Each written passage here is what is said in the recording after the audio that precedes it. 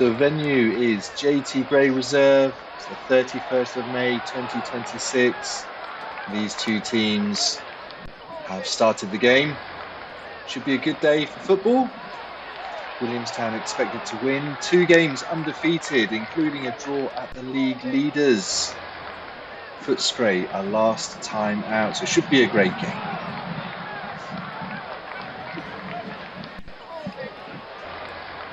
Attacking situation here for Maidstone United. Mocked bringing it away nicely though, away from danger. Past the player, passes it on to Jack. Not quite enough on the ball to get it through to him. Maidstone attacking again. Through ball, what a through ball that is. Onto the striker, past the keeper, and he scored the opening goal. That's a good goal for Maidstone. Not great for Williamstown, but I'm sure they'll bounce back. Still early in the game. Goal is given. It's 1-0 to Maidstone. Corner now for Maidstone. Bit of a false run up there. Will come in soon. Here it comes. Comes out to the Williamstown defender. Moch turns on the ball. Oh, he's been robbed. Coming back in. Shot from the edge of the area. It goes into the corner. No chance for the keeper. It's 2-0 to Maidstone. There's a shock on the cards here. Nobody saw this coming. Bottom of the league, Maidstone making a really good job of it. Nice ball into the middle of the park from Pablo, into Ethan. Outside of the boot, pass there from Ethan sets Tom off down the wing. What a good run, what a good pass that was to set it up. Tom cutting in, taking it past 2 players, through into the middle, and Jack scores! Goal!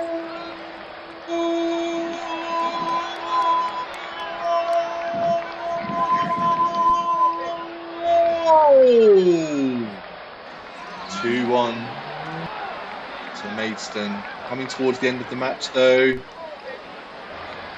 And that's a defeat for Williamstown. It's disappointing, but there were good bits to the match. Maidstone did a great job.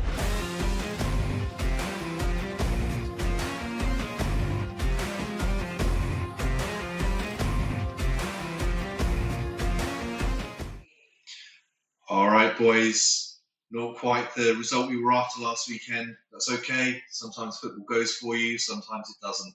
Some really nice bits during the game that we can pick out and we can build on. Some bits that we really need to get right, particularly when we're up against some tougher opposition that we need to be much tighter on. Got a few little clips here that will hopefully make that make sense. Let's get into it. We have an example here from reasonably late in the game, which is when things start to get quite difficult anyway, but we've shepherded that out quite nicely. Cow's defended that well. Cooper's let that go through, which is all perfect. We've got some energy, we've got some running going on here, but we're typically running in some of the wrong directions, which makes defending hard. We lose the ball again there. We're quite lucky in how it breaks. This one ends up going out for a throw-in after the tussle. Comes off of Patrick's foot. We're quite lucky here. We didn't respond quickly to that. We were slow to think about what to do, but we were lucky in that it was a foul throw and it was turned over to us. So that was good, and it's now a throw rather than a free kick to us to get the game going again. Now, I'm going to pause the game here so that we can look at these positions. We've got full backs with the red dots, kind of one in front of each other, far too far up the pitch. We've then got the yellow dots are the central defenders. Central defensive midfielders are these yellow dots coming in. Attacking midfielder is the blue, and the left midfielder is the purple. So this is not the team structure that we're trying to put in place. Especially the defenders. That is not a flat back four, is it? This is where those dots should be, preferably. It should really be the left back taking that in, with those 2 orange dots being the central defenders in and around those positions, with the right back, the red dot over there. Slightly in front of those central defensive midfielders. The left midfielder, in this case, the purple dot, should be running into that kind of position to be taking the ball. See there, not a whole load of running there. That one does break for us, and it's okay. Okay, so back to basics a little bit here. This is the formation that we've been trying to get in place, which sometimes has worked really well, sometimes not so much. So just to reflect on what we've been doing, we've got a 4-2-3-1 formation. 4 defenders along here, a left back, a right back. These 2 central defenders, there's one left-sided and one right-sided. Really important. We ideally don't want these 2 players to be switching over. Ideally, we'd have one left and one right, just like that. In front of the defence, we have these two pivots or 2 central defensive midfielders. Their job very much to protect the back 4, make sure that when that ball's coming through, they're making sure these gaps are as small as possible, breaking up the play. This is where our tackling should get done, rather than at the back. It's too late by the time it gets to the back. So these need to be really busy players breaking up that play. Really hard for 2 people to be that defensive all the time. So quite often, one of these players might be going up the pitch to make a run to help with the attacks. That's okay. If one does, then the other one of those 2 players needs to be hanging back, making sure they're filling in this gap between the defence and the more attacking players as well. We can't be having both going up. Creates this huge space for the opposition to be playing football in behind here. That's not what we want. So we need to try and maintain at least one of these players in that position. When we're defending, ideally we want both of these central defensive midfielders back behind the ball, making sure that the gaps are so small. And it's really hard to pass or to run through gaps that are that small. If you're not in the right place, that's okay. But let's get running to make sure that we're getting back into place.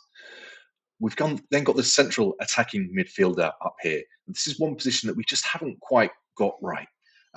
In an ideal world, we'd be breaking up the play. The ball's likely to fall to one of these midfielders, whether it's one of the defenders, left back, right back, maybe, that are winning the ball. For example, if the left back wins it here, this defensive midfielder should be running in here, and there should be an easy pass. We've then got 2 options. This player can then try and find the winger, or can try and find this central attacking midfielder, who, if the ball is on this side, should be running into these kinds of positions here. Then we've got a triangle here that we could play the ball between. Needs that passing. You need to know where these players are before you've got the ball. Have a look around as often as you can. Make sure you know where they are. If that can work, we can send it up here, or we can send it there.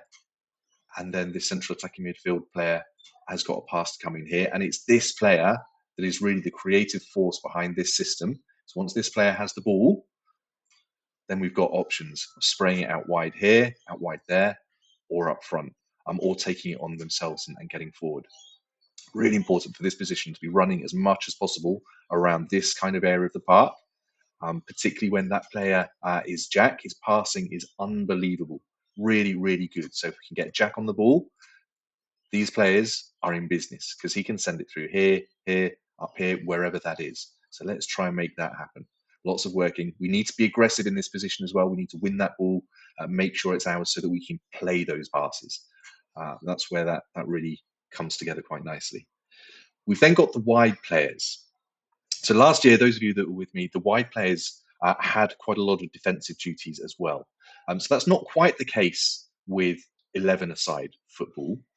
We do still need to defend. These players do tend to stay up the pitch a little bit too far.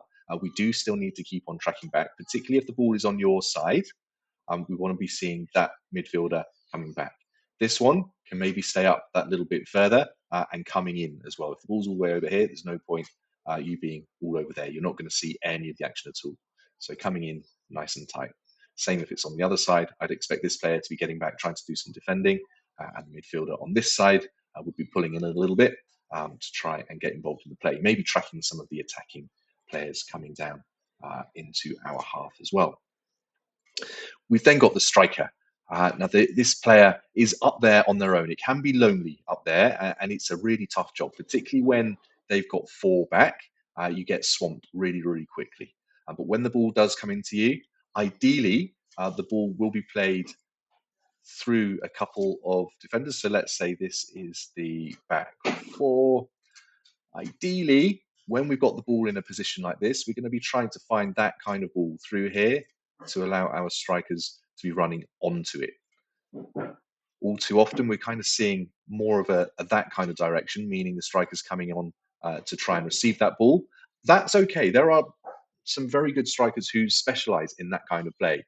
But for that to be successful in the team, that means that this player and these players need to be running on behind the striker so that the striker can then find that ball for this player, or can send it into here and we can attack that way. If this player doesn't have those runners, it just means we're likely to get tackled around about here, and then before we know it, we're defending again. It's really, really important to try and get those balls coming in around the back so that our striker, one of the sided midfielders maybe, and the central attacking midfielder can get onto the ball in advanced positions. We're not having enough shots at the moment. We're not getting into those right positions because of that attacking play right now. So let's try and work on that a little bit. But if nothing else goes in, this is the structure. So when you're on the football pitch, if you look around where our players are, you should be able to see this shape. If you're a central defender and you're up here past the midfielders, something's gone wrong. It will happen time and again. So we will be defending and maybe we get a good foot in there and this player can take it on. That will happen now and again. When it does happen, hopefully the midfielders can recognize that and they can drop back into that kind of position to be able to cover for the defender who's gone that little bit further forward so that we largely maintain our shape. Okay, so look out for your teammates, make sure you can cover them whenever they are out of position. But largely, when you look around the pitch, you should see this kind of shape. If you're not seeing that shape, think, are you in the right position? If you are, great. If you're not, get there. If it's one of your teammates that's in the wrong position, let's communicate that. Let's tell them exactly where they should be. Especially when we're defending, it's really, really important to have that structure. When we're attacking, we can be a little bit more fluid. Of course, at this level of football, we're changing between attack and defense really quite often. So we don't want to get too far out of shape, even when we are attacking. So if we take the example of that last video that we saw, we had a throw-in over here. We had one of our central defensive midfielders taking that throw-in. We had our left back up here. We had one of our central defenders up here. We had our cam in here. We had our left midfield in here. Our right back was about here. And we had another one of our central defensive midfielders over here. We also had our striker and right midfielder who were out of position. One of those, actually, I can see with the camera, one of those wasn't even looking at the ball. So let's always make sure we're at least looking at the ball to know where we need to be. So this is obviously not the right shape, is it? It's really not the right shape. So we all should have been able to recognize that, and people being communicative and trying to tell others where do they need to be. And as I said in the video, ideally we would have had Cal left back taking that throw. We would have had the central defensive midfielders somewhere like that. The cam was about right. Left midfield was about right. Everybody else was kind of okay. We should have had our central defender back in that kind of position. Then the positioning would have been okay. The other thing that was wrong with that is that we were all quite a long way from the throw-in and we risked losing that. We should have had the left midfielder or somebody else coming for that short ball to take it, to then maybe knock it on up to Cam, who'd made a run up here, or that could have gone the other way with one of these central midfielders running in for the short ball and then knocking it on up here.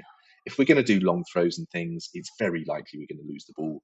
And we really don't want to be losing the ball when we're in our own half around this kind of area. We got away with it in this case, but we really, really do need to make that much tighter. And that starts with positioning.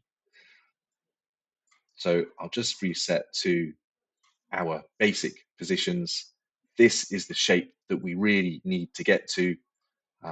Be conscious of where you are within that. If you're not in the right position, that's okay. That will happen. But I do expect you to be running to make sure that you're getting into that correct position, not just waiting for the ball to come to you. Easier said than done, I know. Coach doesn't have to run around that football pitch for an hour. I think that's exhausting work.